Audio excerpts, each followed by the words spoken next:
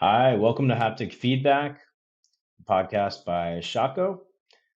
My name is Jamie Young. I'm the Director of Product Design at Shockoe, and I'm here with Nathan Stratton, the founder of Vocinity, a voice and video technology. And we're here to talk about voice and video interfaces. Thanks for being here, Nathan. Thank you. It's nice to be here.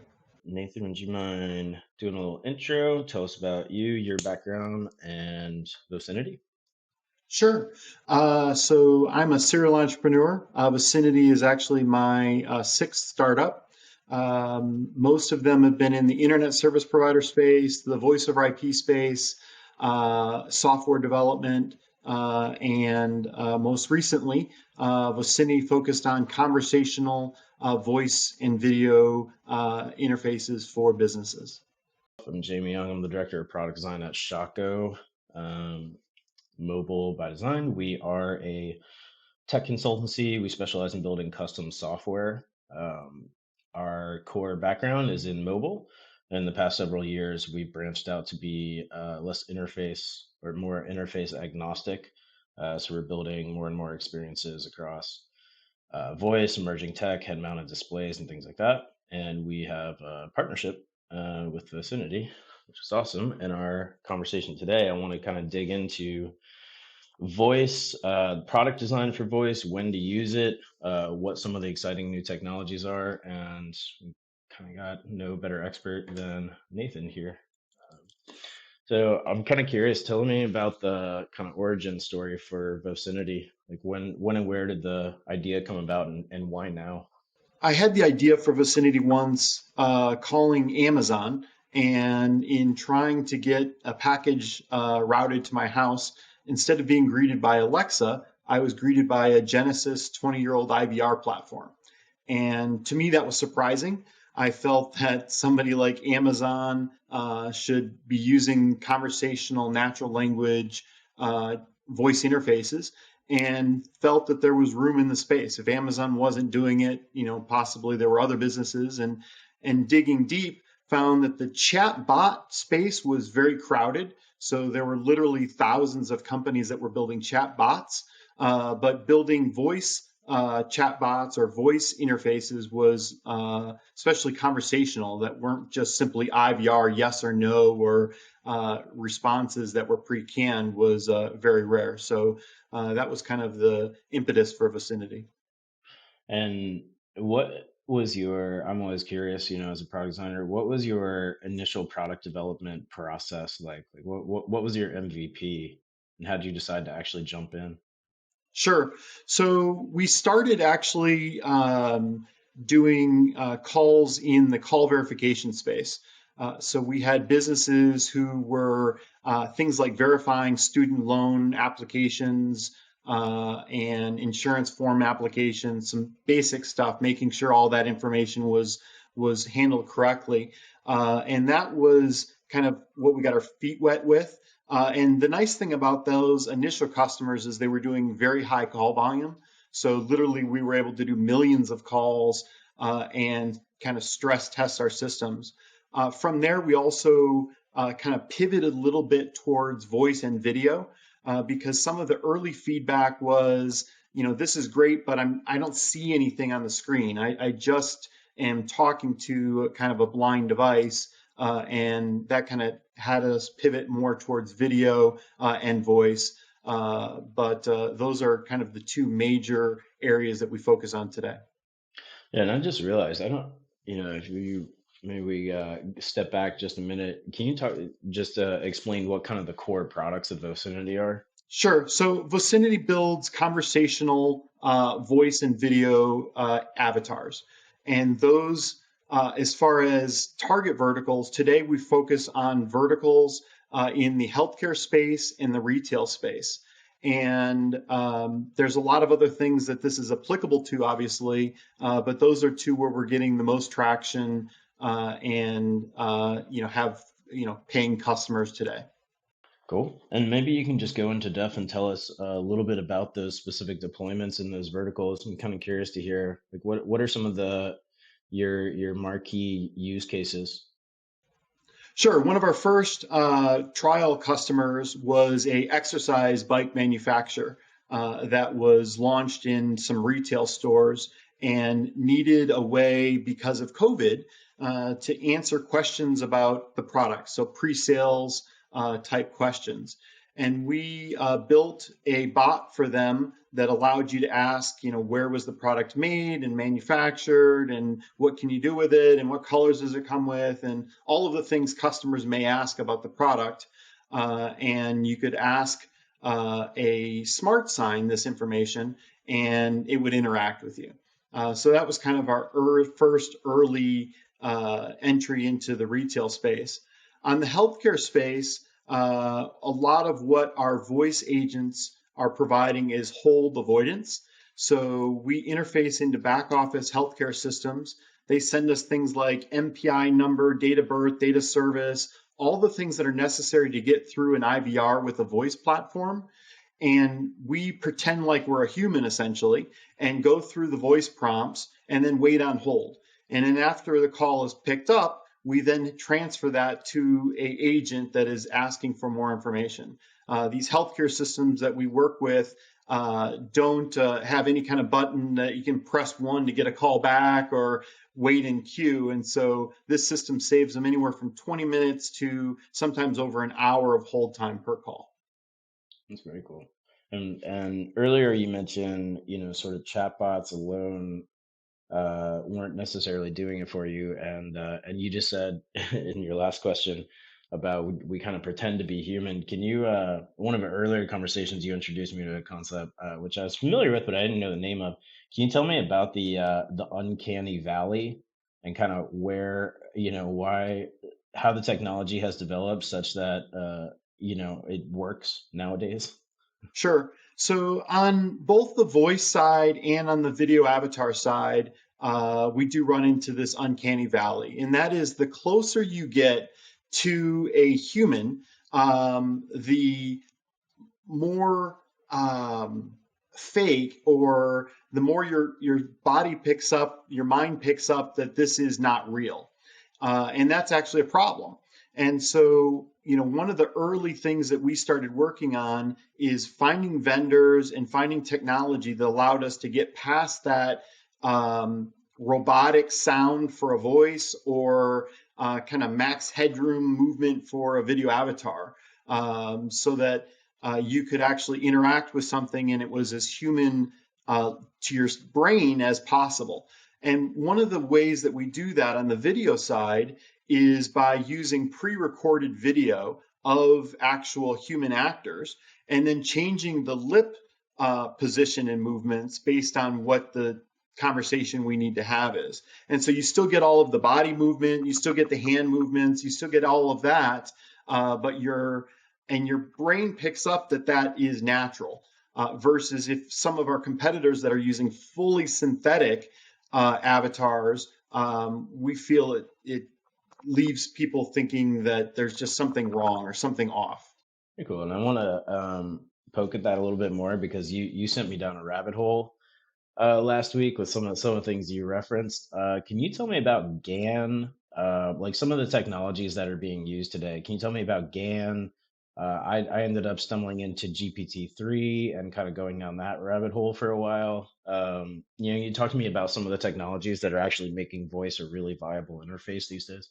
Sure. So on the GAN side, that's more on the video neural nets that take a video that has already been created and are able to use data such as mouth positionings to recreate that scene in an artificial way based on both synthetic data and real data through a GAN. GPT-3 is right now, I think, one of the leading NLU models that we have today. It's trained on literally billions of pieces of data from everything from Wikipedia to movie scripts to what have you, anything that the humans have created over the last 50 years, and kind of compress that data into a model, and that helps us be more lifelike when we're speaking.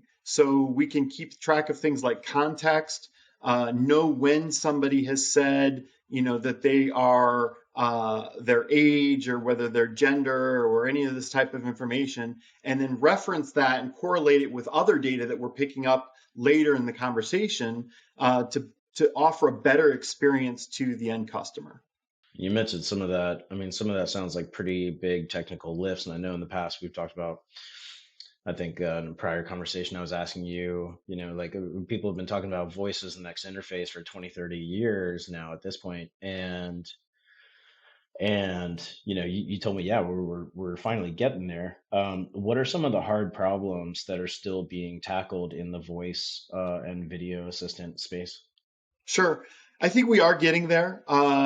It's been really a relatively recent time in history when we've had models that have able to construct a human sounding voice from data. It's been relatively recently that we've been able to take a human speech and convert it to text and do it in a reliably repeatable way. As far as things that we still need to work on, things like the models, like you mentioned, GPT-3 on the NLU side, making those models better is challenging. ASR, as far as speech to text on the voice side, is, if you look to people like Google, they claim, they have 98, 99% accuracy. Well, that's true for some speakers. If you get, kind of the middle of the road, Iowans, they probably have a great, track record. But if you get somebody in other areas of the country that have different accents, and especially people who English may not be their primary language, these models still struggle. So that's another area that we're working on, and I think there needs to be a lot more development focused on increasing the width of those models so that we can deal with the vast differing population that is both the United States and really the rest of the world. Yeah, and that I know, that kind of brushes into topics of, accessibility and inclusion, which is, big topics right now. And obviously speech to text and text to speech have played a large part in accessibility, especially for visually impaired people. But yeah, I thought it was really fascinating to me when you kind of talked about regional dialects as like one of the challenges. I hadn't necessarily considered that in the ASR space. Yeah.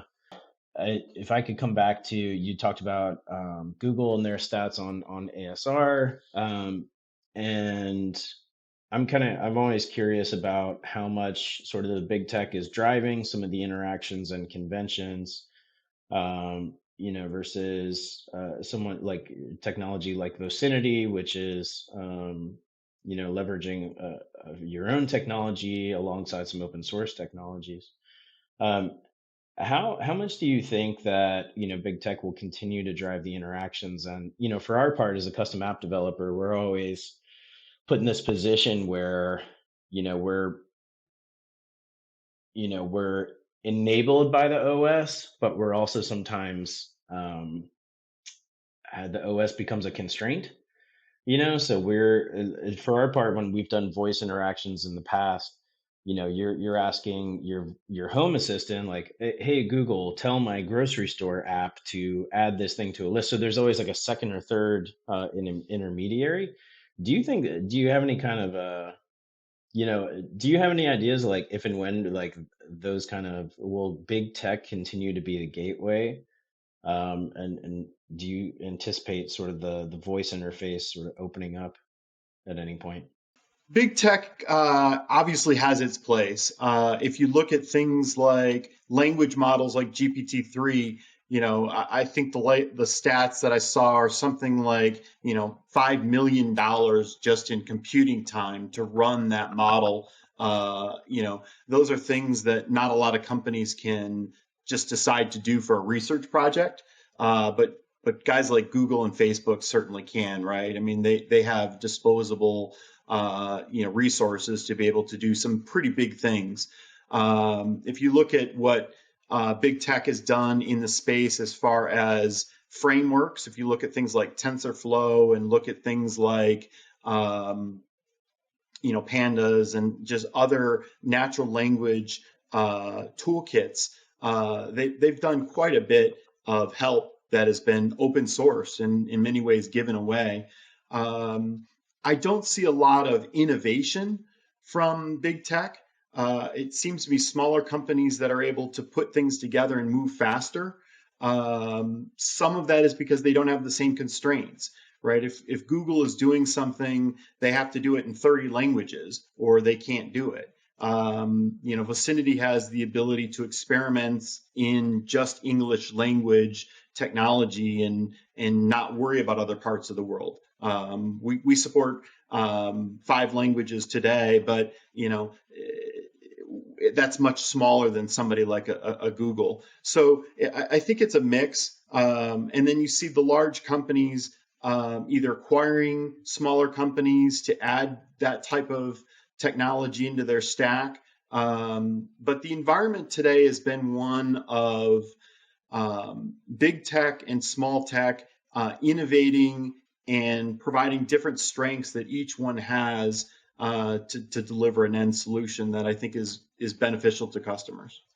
What would you say to anyone who is considering a voice application? When is voice and video the right interface, and when is it the right extension of an application or a brand or a particular problem? That's a great question. I look at that from a couple different angles. There's some applications or situations that require it. If I'm driving, for example, texting is not an option in most states and certainly not safe. So voice interfaces are great ways to get something done that has to be done without taking your eyes off the road, for example. There's other applications that need to leverage voice, as you touched on earlier, for accessibility. Not everybody can see text, and voice interfaces are great for those situations as well. Voice interfaces also allow you to convey information in many ways faster than through a text interface. If I have to text on my phone something, this interview, for example, it's going to take me a lot more time to do it than just simply using my voice. And so as voice systems are more conversationally aware and able to understand the intricacies of what has been said and the way it's been said, we're able to convey far, far more information than just a text situation alone. And then finally, I think that you have to look at generational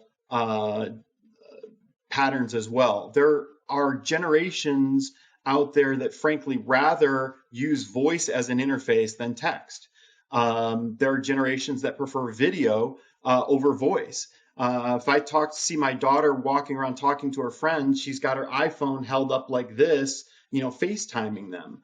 And they are very video focused and video centric. So it really depends on your demographic, depends on application, use case. But in general, I think that voice interfaces are going to really see an explosion over the next few years. The generational aspect is really interesting. And you gave an example there, and that really speaks to me a bunch. Do you have kind of any insights into kind of a breakdown, I guess, going from, let's say, boomers to X to Y to, down to the kids nowadays? Do you have any kind of insights and or predictions there? So that's a good question. I think that we see kind of a curve from our data that shows kind of younger generations preferring voice, and then on the other side, older generations preferring voice. Whereas kind of in the middle, there's more of a text. People who grew up with email and are comfortable emailing, and then there are generations on either side of that look at email as a legacy dinosaur, and why would anyone do that? So I think that applies to voice interfaces as well, that there's kind of these generational curves on either side. But in general, I think that we'll see more adoption across all generations as voice interfaces become more conversational. As people are starting to be able to not just say, turn on your lights with your home assistant, and are able to actually have a conversation with your home assistant, it makes the whole end goal of what you can get done much more rich, and the type of applications much more rich. But there's a technology gap there that needs to be overcome, and I think that we will see significant progress there over the next couple of years. And you said something in the earlier response that kind of caught my attention. I think that that was really the ability to pick up on context. And for my part, I tend to think of,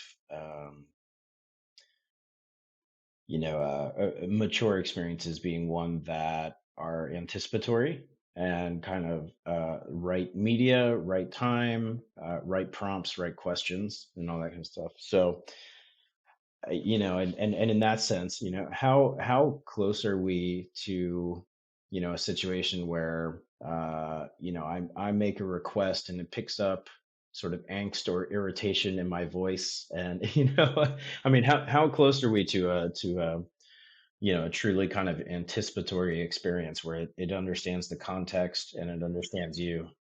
Yeah, I think we're getting there with some of the base frameworks. So if you look at what has been done in the space of sentiment analysis, and not just text-based sentiment analysis, but sentiment analysis based on voice waveforms, we are getting to the point where we can detect different moods and different types of data from voice waveforms that can be useful towards that end. If you look at things like on the language model side, GPT-3, for example, you can type in a sentence and have it write an article for you. So it's able to look at things that you may say, not just things that you've said already. Part of the issue with that on the NLP side for real-time voice interfaces is a lot of these things take a lot of processing power. And being able to, in real time, not only pick up on my sentiment, but make predictions about what I'm going to say next, and be able to interact with that and make affluences like okay, that sounds interesting, and those kind of reactions is something that we're still working on.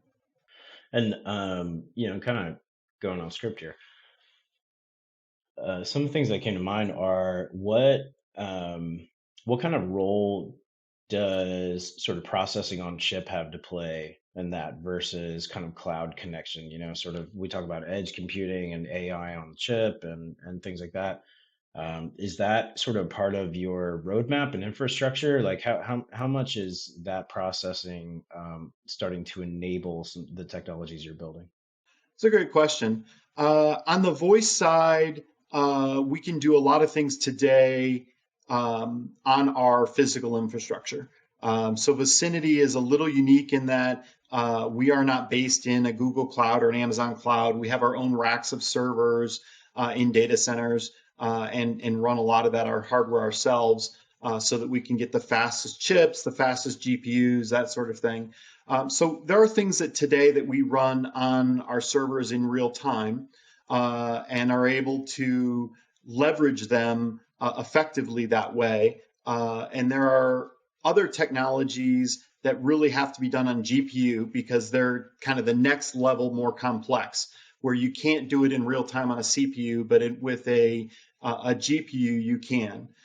There are other technologies such as video that are really on the edge of being able to do it in real time, but we're not there yet. So a lot of our video processing has to be batched ahead of time, and that can be done in the cloud. But it is not something that can be generated real time on the fly yet, both on the edge or on the cloud. There's that limitation.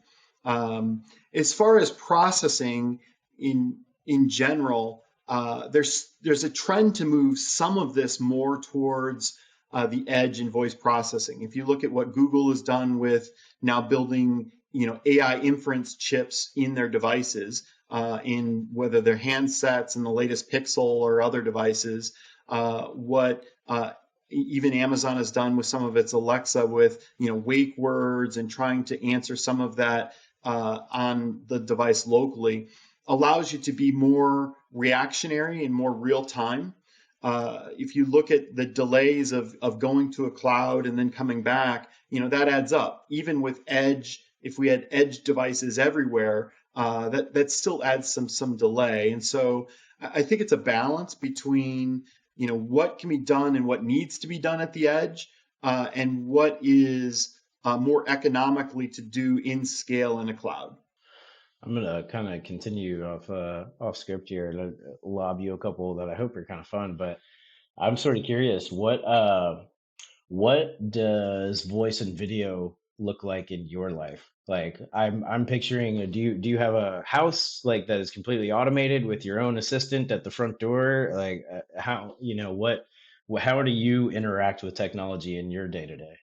So, as a technologist, this is what I live and breathe and do. So, my home automation system has over 1,200 individual devices and sensors on it. Everything from every light switch and circuit breaker, and Did you say you know, your home automation has 12 you have 1,200 different points or I like do, sensors? I do. Love it. So, I've got 21 tablets. Every room has a tablet that you can control everything from, and all of that. So, I eat a lot of the dog food that I preach, and it's kind of a hobby for me. As far as video, I don't have a lot of my day-to-day usage experience with video avatars. Most of it is voice driven, but I certainly control my home with my voice, and ask it questions on status with my voice, and all of that. My kids love it. It's one of the first things they show their friends when they come into our house is what they can do with their voice beyond what you can normally do with a Alexa or Google Home or one of those traditional assistants. Yeah. What's their kind of party trick and what's your favorite sort of party trick when you have guests over? I think that the kids like the. I have a lot of lights that are built into the pool, LED lights that change colors, and being able to, with your voice, change those colors and set the mood of the pool. The kids really like. Um, I'm probably more old-fashioned. I just like not getting out of bed to turn on the lights and see what temperature it is in my office or in my server room or that kind of thing. So. Wow, that's I could talk to you for half an hour about all those 1,200 different pieces of touch hardware are. But I was kind of curious about this one too. Like this is more of a futurology kind of question, but yeah, in terms of personalization, like what role it plays today and in the future, do you think that we'll have a situation where you can choose, like I can have Michael Caine as my voice assistant, and the part two to that question is like how close does that get us to like to some version of being immortalized?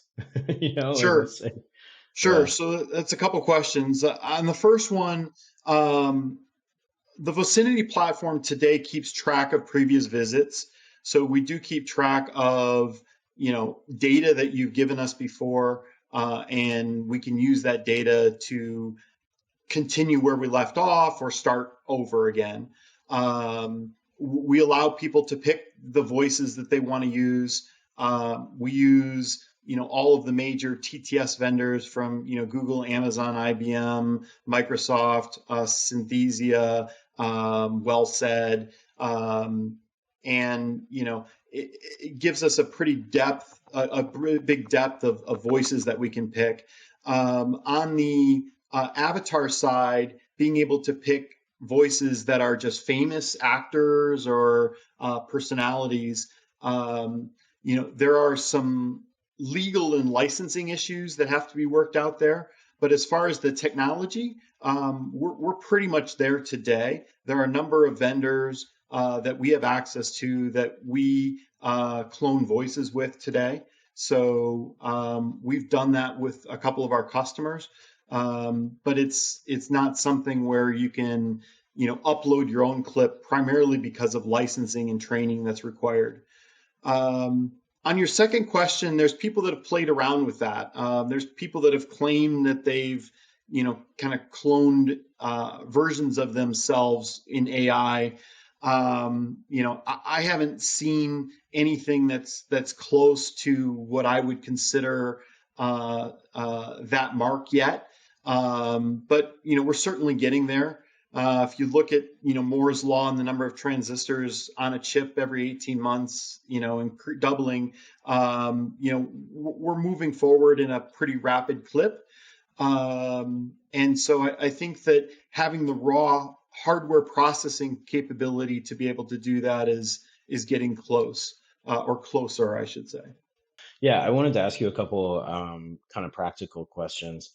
In terms of deployment, like what is kind of the process for Vocinity to integrate into a given ecosystem? Like, so let's say we want to integrate it into an existing native mobile application, or we want to deploy it on a kiosk in a store. You know what I mean? What is the integration process like? And how heavy of a lift is that?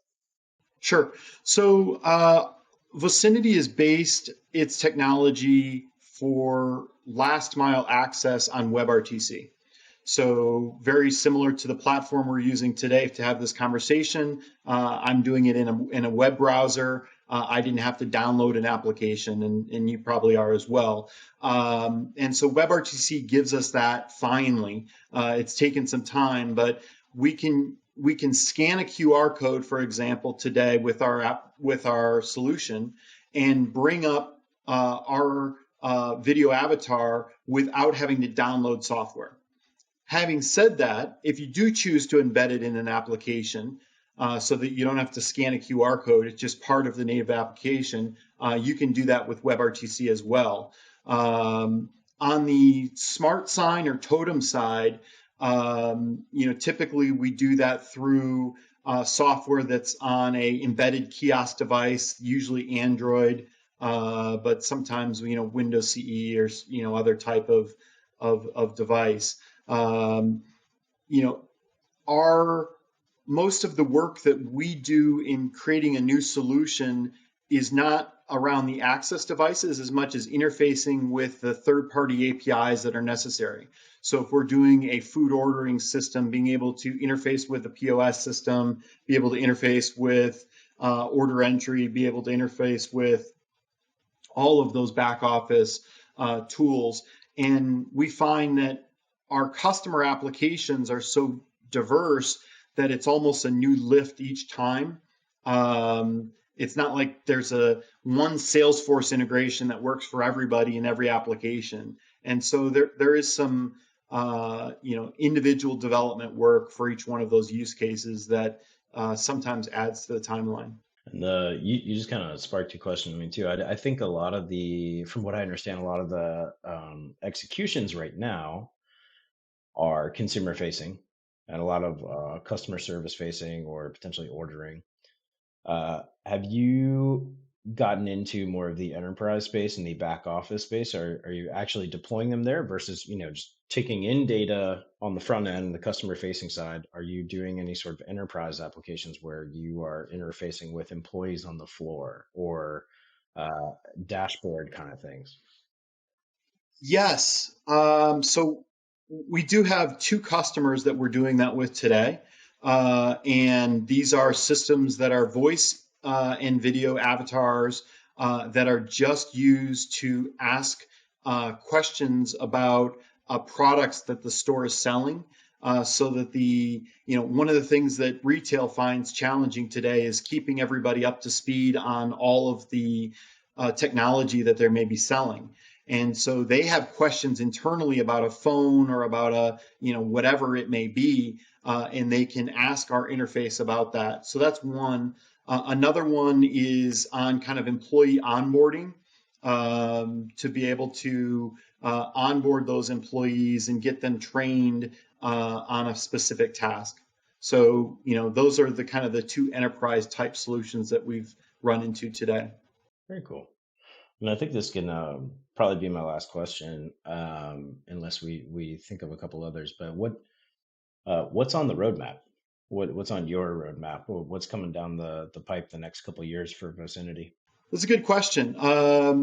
We are working to continue to improve the technology in some of the areas that we've talked about. So sentiment analysis, gender detection, those type of things are things that we have in beta right now that we want to roll out in production. Being able to have higher resolution video avatars. So today we're at 1080. We've had customers request 4K. That's increases dramatically the amount of processing that's required to be able to do that. Being more continued to push the envelope on being conversational by remembering not just what the last visit was and where you dropped off in the conversation, but remembering more personality information about you, so that we can use, and then using that in the conversation, are some areas that we're also working on. What does your user testing and sort of feedback process look like internally? That's a great question. So when you're building voice interfaces, it requires a lot of testing. So typically, the way the process works is we will design an interface, plan it all out, build it, and spend time on what's known as the happy path of how to direct the customer through to whatever the end goal is. The bulk of the time is actually spent on navigating back to that happy path and dealing with all of the exceptions of what happens when someone curses at your bot, what happens when someone asks what the weather is in Topeka, Kansas, what happens when, just all of these other things, to kind of get the conversation back on track to the happy path, is where we spend a lot more time on. We then usually push something out in a limited beta environment where you have friendlies that are able to play with it. And those friendlies can vary depending on the customer, how big that group is. But getting real conversations of people, it's very important when designing voice interfaces in particular to get people who had no input in the original design tested, because you have assumptions on how it should work if you wrote it, and you tend to ask it questions that it can answer. But real customers aren't like that. And so making sure you go through that beta period of getting these friendlies to ask questions is very important. And then you do limited rollouts and eventually full production rollouts.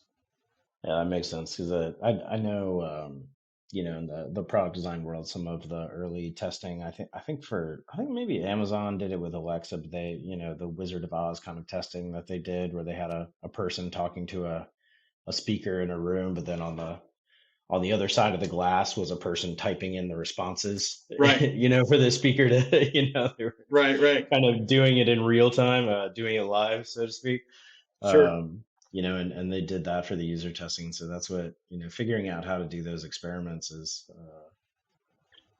something I'm It is always part kind of of the art. intrigued by. Yeah. Yeah. Very cool. Well, I think this has been a really interesting and fascinating conversation. I'm glad that, Shockoe and Vocinity have this relationship, and because it's really exciting technology, especially this, the pairing up of the voice and the video, and understanding um, what our processing power and our technology is starting to be able to enable that we've been dreaming of a long time. So Yeah, thank you. Shockoe's been a great partner. We've really enjoyed working with you guys and look forward to continuing to see new and interesting customer applications all the time. all right, well, I could talk about voice and video interfaces all day long, but that is all the time that we have. Nathan, thank you so much for your time and for being here. It was a great conversation. Thank you. It was my pleasure.